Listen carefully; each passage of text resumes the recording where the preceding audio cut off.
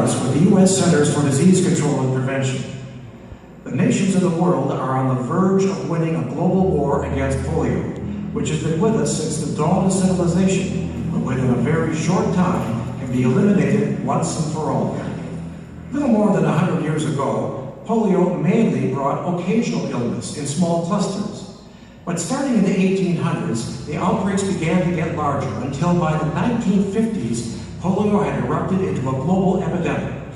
During this time, hundreds of thousands of children were disabled, many even losing the capacity to breathe, their very lives depending on large devices like this iron lung. CDC and Rotary have a long and proud history of working together to eradicate polio, so that one day soon, no child may ever again be paralyzed or killed by the polio virus. CDC's director, Dr. Tom Frieden, strongly supports the global effort to eradicate polio. When Rotary and CDC started this effort, about 1,000 children a day were disabled permanently from polio. Rotary envisioned eradicating polio by 2005, their 100th anniversary. The World Health Organization has made it official. Smallpox throughout the world has been virtually eliminated. After smallpox was eradicated in the 1970s, the global public health community strongly considered the possibility of eradicating polio as well, but polio presented a far greater challenge. Polio eradication is a lot harder than smallpox eradication. The vast majority of people who have infection with the polio virus don't have symptoms, so we can't go in and isolate and vaccinate around them, and that was something we could do with smallpox.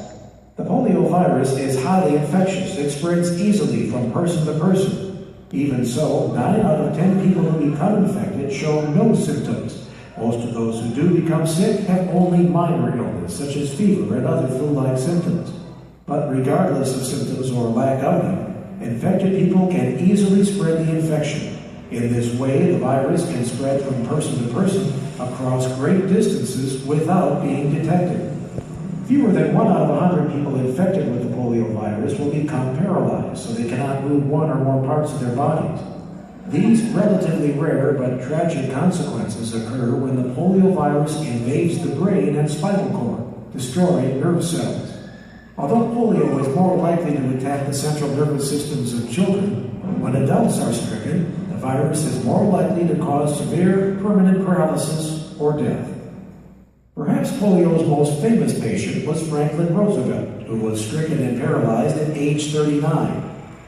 We are making it possible to unite all the forces by starting the work of the new National Foundation for Infantile Paralysis. While he served as President of the United States, Roosevelt established the National Foundation for Infantile Paralysis, later known as the March of Dimes, which provided much of the funding for the polio research that led to safe and effective vaccines. Jonas Salk invented the injectable Salk polio vaccine, which uses a killed polio virus to build immunity from polio infection. The Salk vaccine was licensed in 1955. A second polio research pioneer, Albert Sabin, developed an oral vaccine that uses a weakened but live polio virus. It was approved in 1962. Both vaccines have contributed to the fight against polio, but the cheaper and more practical Sabin vaccine has been most useful in the final push to eradicate polio.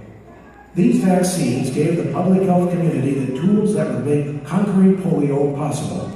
What was still needed was the motivation, the political will to build a sustained global effort.